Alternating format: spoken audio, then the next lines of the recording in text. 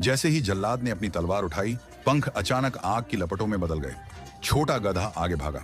मैंने ऊपर देखा और फायर फिनिक्स को नीचे आते देखा। उसे लगा कि मैं मरने वाला हूं और वह सीधे मुझे बचाने के लिए दौड़ा। इस सीन ने सबको हैरान कर दिया। फायर फिनिक्स शहर की सबसे ऊंची जगह पर उतरा और आग ने तुरंत पूरे गांव को घेर लिया।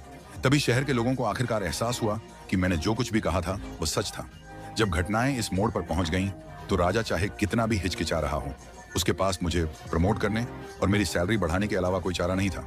लेकिन मैं जितना ज्यादा पॉपुलर होता गया, वो उतना ही बेचैन होता गया।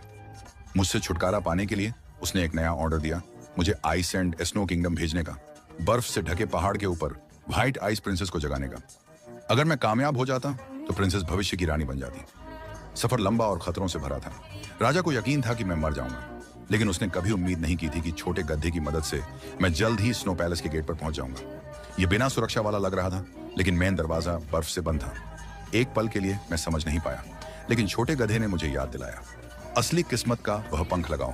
अगले ही पल पंख फिर से दिखाई दिया, हवा में चक्कर लगाते हुए, फिर अचानक एक तेज झटके के साथ बर्फ में घुस गया। कुछ ही देर में पूरा बर्फ का दरवाजा तुरंत टूट गया। इससे पहले कि छोटा गधा कुछ कर पाता, वह चट्टान से नीचे गिर गया। किस्मत से जैसे ही वह नीचे गिरा, वह एक स्नोबॉल में बदल गया और बच गया। मैं अकेले आइस पैलेस में गया। मेरे सामने का नजारा देखकर मैं हैरान रह गया। यहाँ असल में कई व्हाइट आइस प्रिंसेस थीं। मैं असली और नकली में फर्क नहीं कर पा रहा था। जरूरी पल में असली पंख एक बार फिर मेरी मदद के लिए आया, असली प्रिंसेस को पहचान लिया और उसे नींद से भी जगा दिया। लेकिन जब मैंने अपना मकसद बताया तो उसके चेहरे पर तुरंत ठंडक आ गई। उसने साफ मना कर दिया और कहा कि वह मेरे साथ लौटने के बजाय मरना पसंद करेगी। अगले ही पल मुझे चौंकाते हुए वह गहरी खाई में कूद गई।